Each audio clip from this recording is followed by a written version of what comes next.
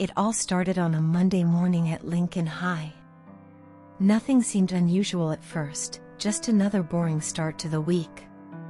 The sky was gray and a light drizzle tapped on the windows of room 12, where Mr. Collins was about to take attendance. "All right everyone, eyes up here," he said, flipping through his list. "Jason?" "Here," I said, barely awake, still messing with my backpack. "Emily?" "Present."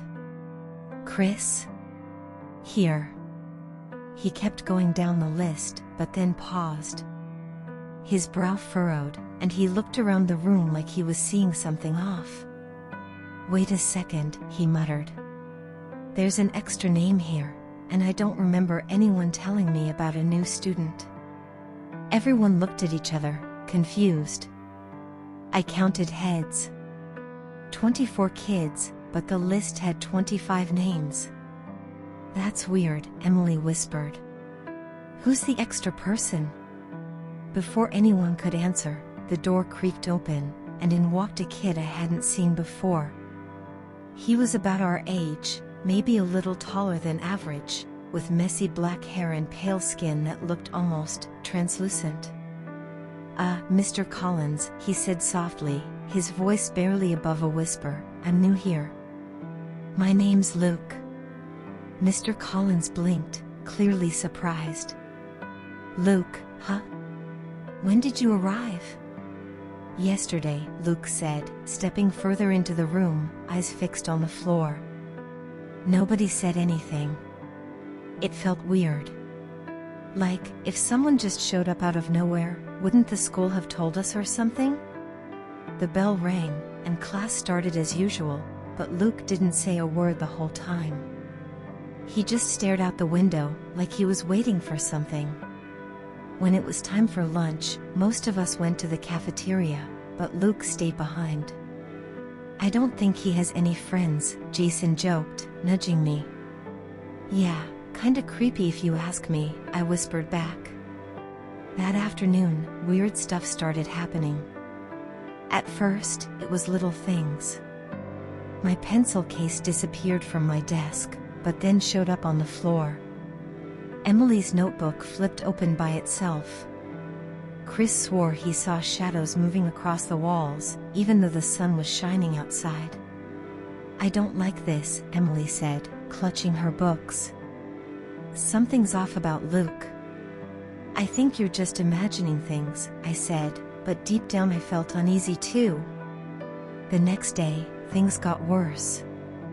During math class, the lights flickered on and off. When they came back on, Luke was gone. "Where'd he go?"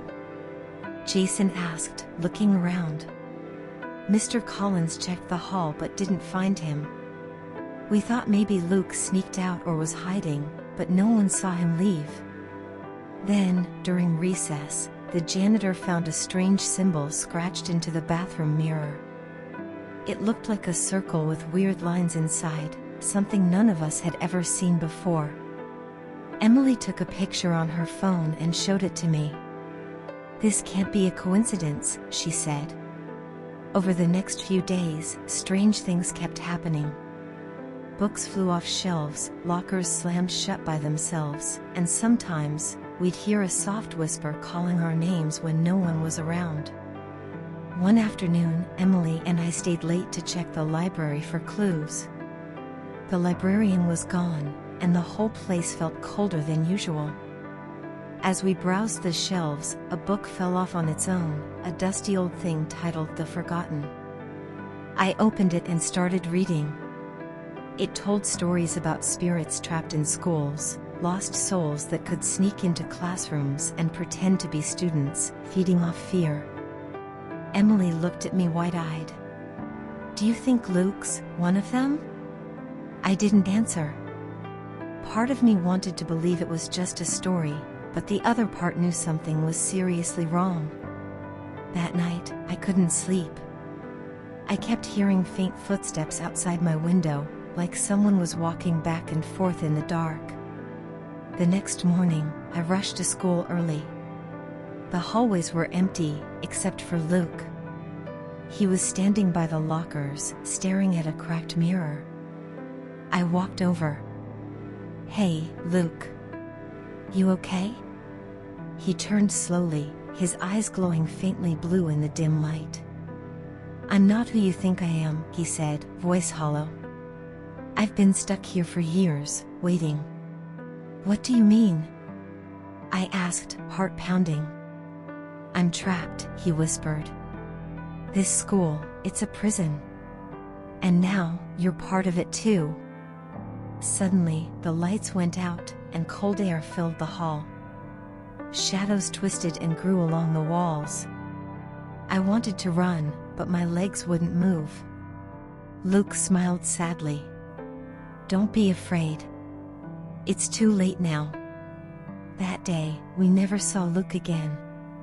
But strange things still happen in room 12, desks moving, whispers when no one's there, and sometimes, if you look closely in the mirror, you can see a pale boy standing behind you.